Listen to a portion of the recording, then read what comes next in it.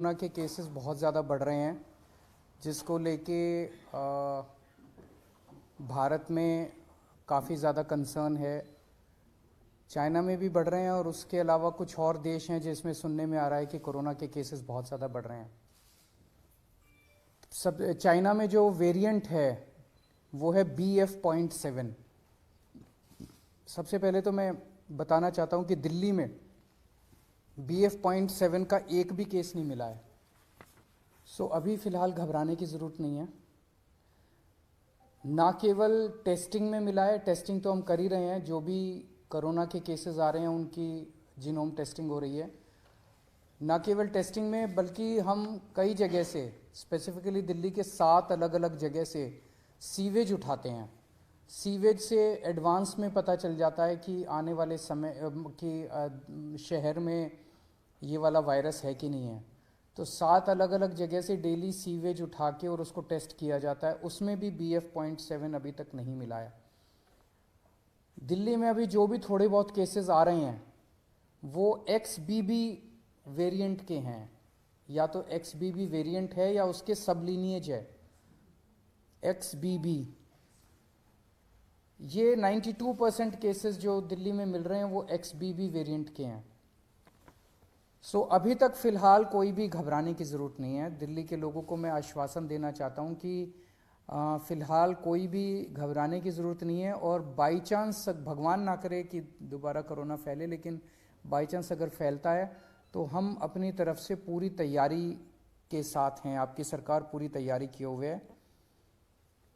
एक तो जितने केसेस आ रहे हैं, भारत सरकार की डायरेक्शन के मुताबिक हम सारे केसेस की, जितने पॉजिटिव केस आते हैं सबकी जीनोम सीक्वेंसिंग कराते हैं कि वो उसमें कौन सा वेरिएंट है।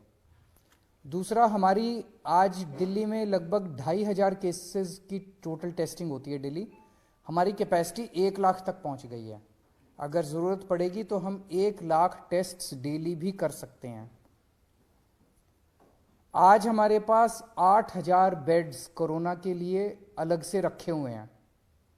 अगर ज़रूरत पड़ेगी तो 8,000 बेड्स अभी फ़िलहाल खाली हमने रखे हुए हैं।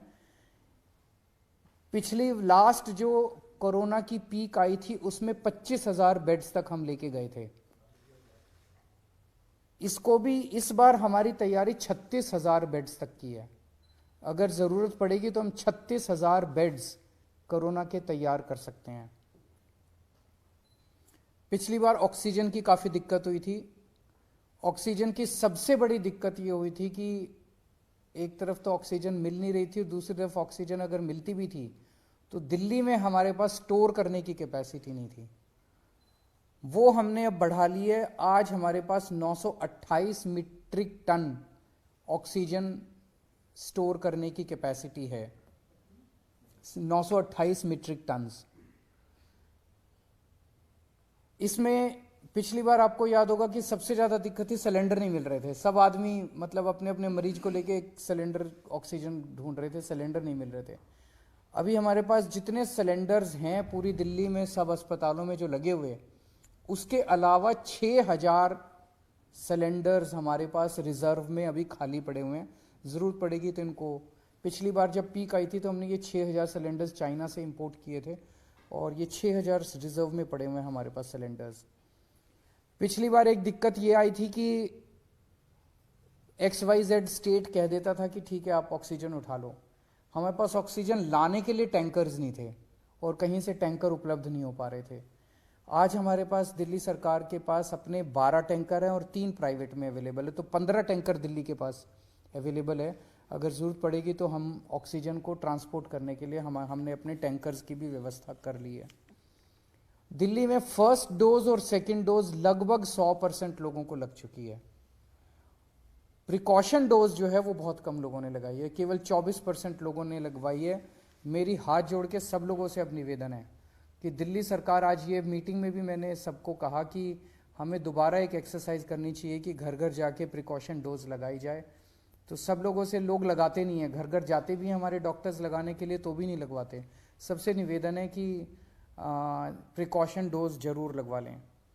एम्बुलेंसेज की भी पूरी तैयारी है। अभी 380 एम्बुलेंसेज हमारे पास रेडी हैं, लेकिन आज और भी एम्बुलेंसेज के लिए हमने ऑर्डर दे दिए हैं कि और एम्बुलेंसेज का भी प्रोक्योरमेंट शुरू कर दिया जाए।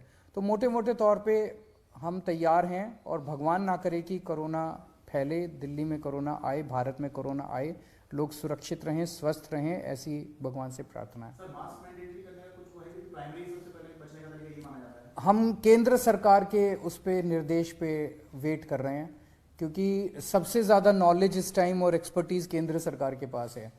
कितना हमें तैयारी करने की ज़रूरत है, कितनी वो, तो केंद्र सरकार जैसे जैसे आदेश देगी हम उन आदेशों का पालन करेंगे। कई सारे स्टेट एयरपोर्ट पर जो है वहां पर रैंडम सैंपलिंग कर रहे हैं। आईजीआई पर क्या आपने ऑर्डर किया रैंडम सैंपलिंग जो अभी से शुरू, खासकर जो बाहर से आ रहे हैं, चाइना से ट्रांजिट रूट लेकर के आ रहे हैं? मेरे ख्याल से उसके बारे में भी केंद्र सरकार ऑर्डर निकालेगा। जो दिल्ली का जो इंटरनेशनल एयरपोर्ट है उसके ऊपर कितनी सैंपलिंग होनी चाहिए, जो जो केंद्र कहेगा उसके हिसाब से मैन पावर और मटेरियल प्रोवाइड करना हमारी जिम्मेदारी है। स्कूल्स को लेके बहुत बड़ा कंसर्न होगा, क्योंकि जो बच्चे हैं उनके वैक्सीन को लेके अभी भी क्लैरिटी नहीं है, बहुत ज्यादा कवरेज नहीं है। वैक्सीन जैसे मैंने बताया कि फर्स्ट डोज और सेकंड डोज 100% लग चुकी है सभी एज ग्रुप्स में और सभी कैटेगरीज में। जांच का दायरा भी बढ़ाया जाएगा? जांच का दायरा भी बढ़ाया जाएगा। जितने जैसे ये सार्स वाले केसेस आ रहे हैं, जितने भी सांस के केसेस हैं, उन सारे केसेस में 100% केसेस में अब हम कंपलसरी जांच कर रहे हैं RT-PCR की। Thank you.